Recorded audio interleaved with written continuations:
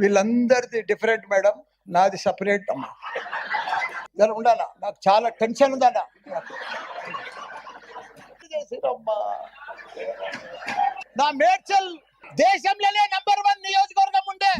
గౌరవ మేయర్ గారు, గౌరవ డిప్యూటీ మేయర్ గారు, గౌరవ కమిషనర్ గారు, గౌరవ ఎమ్మెల్సీలు, గౌరవ ఎమ్మెల్యేలు, గౌరవ కార్పొరేటర్లు, అధికారులకు అందరికి పేరు పేరున నా నమస్కారం. వీళ్ళందరిది డిఫరెంట్ మేడం, నాది సపరేట్ అమ్మా. ఎందుకంటే వీళ్ళకందరికి పోయి 8 పోయి 16 అయినాయి, 16 పోయి 24 అయినాయి. వాళ్ళకేం బాధ లేదు, కొద్దిగా డిఫరెన్స్ ఉన్నది. నా నియోజకవర్గంలో జర ఉండాలా, నాకు చాలా టెన్షన్ ఉందన్న. నా నియోజకవర్గంలో 61 మంది గ్రామ పంచాయతీ గ్రామ సర్పంచులు ఉండ్రి, 220 మంది కార్పొరేటర్లు కౌన్సిలర్లు ఉండ్రి, 5 మంది ఎంపీపీలు ఉండ్రి, 5 మంది జడ్పీటీసీలు ఉండి, మొత్తం 440 మంది లీడర్లు ఉండే. నా మేడ్చల్ నియోజకవర్గానికి 6,80,000 మంది ఓటర్స్ ఉండ్రి. దాన్ని మొత్తం తీసుకుపోయి సత్యనాథ్ చేసి 16 కార్పొరేటర్లు 16 డివిజన్లు చేసిరమ్మా. నాది ఎట్లుంది ఇప్పుడు నా పరిస్థితి అమ్మా? నా మేడ్చల్ దేశంలోనే నంబర్ 1 నియోజకవర్గం ఉండే. 7 మున్సిపాలిటీలు, 3 కార్పొరేషన్లు, ఇంత పెద్ద నియోజకవర్గాన్ని తీసుకుపోయి 14 తీసుకొచ్చి జిహెచ్ఎంసీలో కలిపిరమ్మా. కల్పుల్ని, మాకు బాధ లేదు. కానీ ఇప్పుడు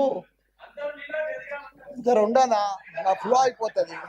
మీరేమో బాగా అలా, ఇక మీకు 2 నెలలు ఉంది, ఇక మీరు ఉరుకులాడకూరి. మీరు నేను ఒకటే చెప్తున్నా అమ్మా వేరు గారు, నా రిక్వెస్ట్, ఇప్పుడు జవాన్ నగర్ ఉందమ్మా, మీరు 150 డీజిల్ల చెత్త తెచ్చి ఆడ వేస్తున్నారు. దాన్ని ఇప్పుడు జిహెచ్ఎంసీలో కలిసిర్రు.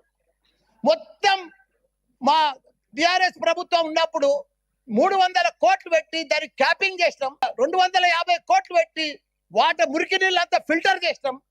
కానీ ఇప్పుడు 2 ఏళ్ల సంధి కాంగ్రెస్ ప్రభుత్వం వచ్చిన సంధి చూసే దిక్కు లేదు. మీ చెత్త అంతా బాబా, మీ చెత్త మల్లారెడ్డి గారు, మీరు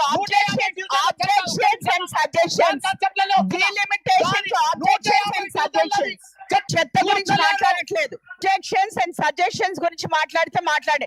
we are not talking about sanitation.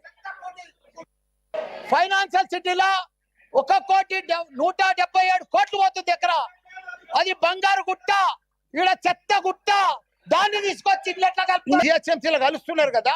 మీ చెత్త అంతా మా దగ్గరకు వస్తుంది కాబట్టి మాకు స్పెషల్ ఫండ్ ఇచ్చి ఆ ప్రజలను కాపాడాలి, వాళ్ళకి రోడ్లు డ్రైనేజ్ పొల్యూషన్లకి వెళ్ళి కాపాడాలని మిమ్మల్ని కోరుతున్నాం.